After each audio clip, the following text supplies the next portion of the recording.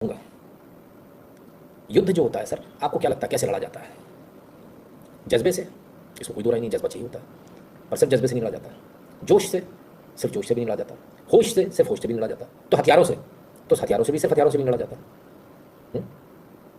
जरा आप समझिएगा, भारत के पास जो हथियार है, किसी ने सोचा भी था, कल्पना भी नहीं करी थी कि भारत इन हथियारों को इस तरह से अलाइन करेगा। कहते हैं ना सेटिंग लगाना। आपने अपने घर में कभी किताबें कॉपियों की सेटिंग लगाई हुई बचपन में?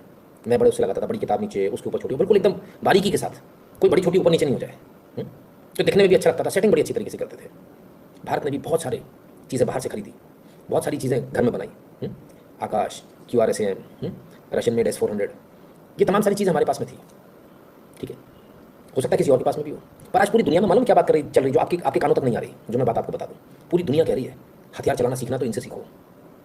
किस तरीके से सुसज्जित तरीके से सजा कर रखा था भारत ने, इतना मल्टी लेयर सिस्टम अपना बनाया था। सब मिसाइलें सब जगह काम करेंगी, एक मिसाइल हर जगह काम करती है, उसका उपयोग कहाँ करना, ये भारत ने इतने दिनों में स्टडी करके बहुत अच्छी तरह से हिसाब लगाया था। इसको हम डिफेंस में रखेंगे कि कोई वहां से प्रोजेक्टाइल आ रहा है, उसे मार के गिराएगा, ये वाली हमारी मिसाइल मारने जाएगी। क्या समझे? और लेयर्स ऑफ सिक्योरिटी थी, 400 किलोमीटर पीछे से लेके 1 किलोमीटर तक की सिक्योरिटी थी। लेयर्स ऑफ सिक्योरिटी, पूरी दुनिया इसको स्टडी कर रही है। अमेरिका इसको स्टडी कर रहा है कि हिंदुस्तान ने ऐसा क्या कर दिया, ऐसा कैसे बैंड बजा दिया, और अंदर जाकर इतना अटैक करना जैसे कोई रोक नहीं पाया, समझ में नहीं आया क्या हुआ, ये कैसे हो गया, उसके लिए भी अलग लेयर। अच्छा, ये मत सोचिएगा कि एक जैसे ही अटैक कर देना, अटैक भी अलग अलग लेयर्स में था। किस जगह किस लेयर में अटैक करना, आज पूरी दुनिया में शोध का विषय बना हुआ है।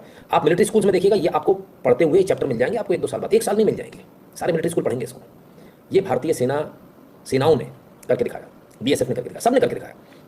इतने टेक्निकल वॉरफेयर कि अमेरिका तक की आंखें खुली लगेंगी, ये हुआ क्या है, ये तो पूरा खाई जाएंगे, निस्तेनाबूद कर देंगे, कर ही दिया बिल्कुल बच्चे की तरह से। मतलब Pakistan was a matter of hardly, Bharat को अगर कब्जा करना हो, मैं समझता हूँ 12-13 घंटे की बात, इससे ज़्यादा की बात नहीं है। और ये हमने दिखा दिया, 1 घंटे के अंदर तो हमने पूरा उड़ा दिया भाई, 1 घंटे में सारे बेस उड़ा दिए, धाए धाए धाए करके। और तुम वहाँ से फेंकते रहे ड्रोन फ्रोन, कुछ करते रहो, हमें तो कुछ फर्क नहीं पड़ा। इतनी लेयर में हमारी सिक्योरिटी थी, हमको कुछ फर्क नहीं पड़ा। तो ये जो चीज़ है, ये पूरी दुनिया में चर्चा का विषय है, पूरी दुनिया की मिलिट्री स्कूल्स में ये चर्चा का विषय है कि भारत ने किस तरीके से सेटिंग करी थी उन हथियारों की। हथियार तो सर सबके पास है, हमारे पास लिमिटेड अपने बनाए हुए हथियारों को हमने जिस तरीके से सेटिंग करी थी, वो आज काबिल तारीफ है। उसके लिए भारतीय सेनाओं को, भारतीय फोर्सेस को, हर वर्दी वाले जवान को, और जितने भी इसमें इन्वॉल्व होते लोग, उन सबको सैल्यूट बनता है। बहुत सारे आप सिर्फ वर्दी में देखते, बहुत सारे ऑफिस में बैठ के भी काम करते हैं, तो वो सारे लोगों को सैल्यूट बनता है। आप लोगों ने जिस तरीके से काम किया ये, और आपको मैं बड़ी जिम्मेदारी के साथ बता दूं, आप लोगों को लग रहा है मैं जोश जोश में बोल रहा हूँ, बहुत होशो-हवास में बोल रहा था, बहुत सोच समझ के बोल रहा था। युद्ध में भी पंडित बुद्धि लगती है, पंडित बुद्धि in the sense sharp brain लगता है, कौन सी चीज़ को कहाँ कैसे इस्तेमाल करेंगे। और जब मैंने आपसे कहा ना कि चाइना और अमेरिका भी आ जाए, कुछ लोग 0.5 से ही डर रहे हैं, और मैं इतनी ताकत के साथ बोल रहा हूँ कि चाइना और अमेरिका भी आ जाए, हमें फ़र्क नहीं पड़ने वाला, हमें कोई फ़र्क नहीं पड़ेगा। इस बात को आप आज नोट कर लेना, डायरी में लिख लेना, बहुत काम आएगा। चाइना तो खुद थर थर काँप रहा है, उसके तो प्राण निकले होंगे, ये क्या बवाल हो गया। लेकिन आज पूरा एनालिसिस करेंगे क्या क्या हुआ आज।